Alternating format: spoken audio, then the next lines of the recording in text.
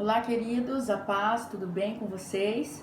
Retomamos as nossas aulas. Semana passada nós terminamos falando sobre o louvor como sacrifício, um sacrifício de louvor, as implicações de se fazer um sacrifício de louvor ao Senhor, como é feito esse sacrifício e de que forma isso acontece. Falamos que quando nós colocamos uma adoração de forma sacrificial diante do Senhor, nós abrimos portais entre o céu e a terra, de forma que aquilo que é invisível no céu se torna visível, né? Nós exemplificamos a respeito disso, falando sobre Elias, junto com os profetas de Baal, quando ele ora e o fogo do céu desce, tornando visível aquele mundo espiritual em que Elias vivia com Deus. O fogo desce, consome com o altar as pedras e lambe a água, assim que a palavra diz, que estava ao entorno daquele altar. Da mesma forma, um sacrifício sobre o altar, um sacrifício de adoração sobre o altar, que não tem no coração do adorador, preste bem atenção nisso, no coração do adorador não existe verdade. Um adorador que tem mãos sujas, lábios impuros e conduta duvidosa também abre portais. Mas aí eu te pergunto, que tipo de portal é esse que a pessoa está abrindo? Hoje nós somos o altar. A primeira coisa que Elias fez diante dos profetas de Baal foi consertar o altar, colocar cada pedra no seu devido lugar. Leia lá comigo, 1 Reis, capítulo 18, versículo 30. Ele diz que Elias chama os profetas de Baal, pega as pedras que estavam todas jogadas e conserta o altar do Senhor. Então Elias disse ao povo: venham todos e se reúnam em volta dele, enquanto ele consertava o altar que se havia sido derrubado. Você pode estar me dizendo assim, tá, mas eu não ocupo o púlpito, não tenho um cargo, não tenho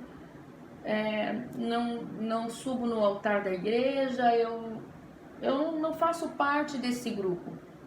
Mas você, eu e você, nós somos sacerdotes da nossa casa. Nós somos chamados para ministrar aos nossos. E como é que está o nosso altar? Quando você sacrifica ao Senhor na sua casa, quem é que vem receber? Não se esqueça que nós falamos isso na aula passada, né? Que nós somos o canal de Deus, de onde Deus vem e emana aquela água limpa para o povo. Se aqueles que estão sendo servidos por nós estão tomando água suja,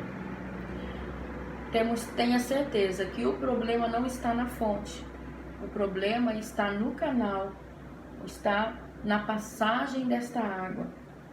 Eu quero que vocês acompanhem aí na apostila, na página 83, que fala muito sobre isso. O adorador é o link que liga o que está, ou aquilo que precisa ser derramado do céu na terra. Muitas vezes, de forma profética, nós liberamos decretos.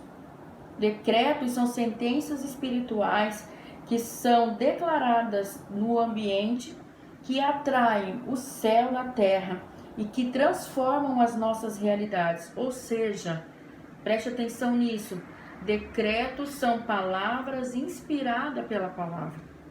Eu quero que você entenda, não são palavras de positivismo, palavras de pensamento positivo, não são, esses decretos não são palavras geradas no coração do homem, mas são palavras geradas no coração de Deus. Nossas declarações aleatórias não transformam ambientes. Não adianta a gente ficar falando por falar. Precisamos estar inspirados na palavra de Deus. Olha só, atenta a isso. Quando Jesus vem caminhando sobre as águas e os seus discípulos veem ele de longe, Pedro diz assim: Senhor, se tu és mesmo, se és tu mesmo, deixa eu caminhar nas águas contigo. Então Jesus diz para Pedro: vem. Entenda isso. Pedro não caminhou sobre as águas simplesmente. Pedro caminhou sobre a palavra de Jesus, que criou o ambiente para que ele pudesse se movimentar sobre as águas. Eu quero aproveitar para convidar você para, nesses dias que a gente está vivendo, de isolamento social, de distanciamento social, né? Diante de Deus, colocar o seu altar em ordem. Aproveitar esse momento para tirar um tempo com Deus. E fazer o teu sacrifício de adoração na sua casa, para a sua família.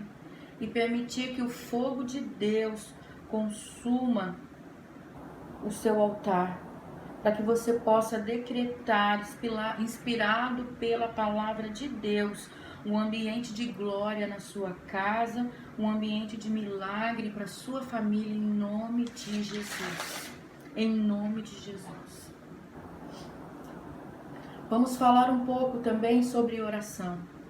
Eu sei que o nosso tempo acaba ficando resumido. Se nós estivéssemos em sala de aula, o quanto a gente poderia estar discutindo e trabalhando isso juntos. Mas eu creio que esse momento é importante. Eu quero que vocês reflitam a respeito disso que eu acabei de falar e a respeito do que eu vou falar agora. A oração também é uma forma de adoração. Está lá na página 84. Buscar a Deus em oração também é adoração a Deus. Jesus nos ensina a orar e nós falamos sobre isso no começo das nossas aulas. Mateus 6, do versículos 9 a 13, Jesus ensina a oração do Pai Nosso. Pai nosso que estás no céu, santificado seja o teu nome.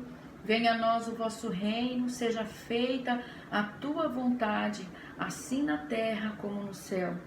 O pão nosso de cada dia dai-nos hoje, perdoai as nossas ofensas, assim como nós perdoamos a quem nos tem ofendido. Não nos deixeis cair em tentação, mas livra-nos do mal, porque teu é o reino, o poder e a glória para sempre. Amém. A oração do Pai Nosso, tão conhecida, estabelece um padrão para a nossa adoração, para a nossa oração. Ela começa com louvor, depois ela faz uma súplica, ela faz uma confissão e ela termina com ações de graças. Veja bem, uma adoração que não engrandece ao Senhor não o agrada. Uma oração que não tem arrependimento não alcança o coração do Pai. A Bíblia diz que um coração quebrantado e contrito o Senhor não desprezará. Atente a esses passos da oração. É muito importante nós termos uma vida de oração, uma vida de intimidade com Deus. Não existe como nós termos intimidade, nós falamos sobre intimidade na aula passada também. Não existe como a gente ter intimidade e relacionamento com alguém que a gente não conhece. Nós precisamos conversar com o Senhor e ouvir o que Ele tem para falar para nós. E terminamos falando hoje sobre a leitura da palavra. Ler a Bíblia, meditar na Bíblia, são essenciais para uma adoração genuína. Como que nós vamos adorar alguém que a gente não conhece, que a gente não respeita, que a gente não admira? A leitura bíblica é um elemento indispensável na verdadeira adoração. Crie na sua casa, na sua vida, o hábito de ler e orar. Orar e ler a palavra, meditar na palavra. Leia, faça um cronograma de leitura bíblica, leia, medite nela. Deixe que ela entre em você e se faça verdade em você, para que você possa declarar vida para a tua casa. Todas as vezes que nós abrimos a Bíblia, nós declaramos vida para nossa casa, porque nosso Deus é vida. A palavra do Senhor, ela é vida e ela é eficaz. Ela é eficaz nos seus efeitos. Amém? Na nossa próxima aula nós vamos falar sobre dízimos e ofertas na adoração. Temos muito assunto. Eu espero que em breve a gente possa estar junto para a gente poder debater bastante sobre esses assuntos, que a gente possa falar muitas e muitas vezes sobre isso e discutir a respeito, para que a minha opinião, a sua opinião e aquilo que a palavra diz possa nos acrescentar nesses dias. Eu desejo a você uma boa semana, que o Senhor acompanhe a sua vida e você seja abençoado em nome de Jesus.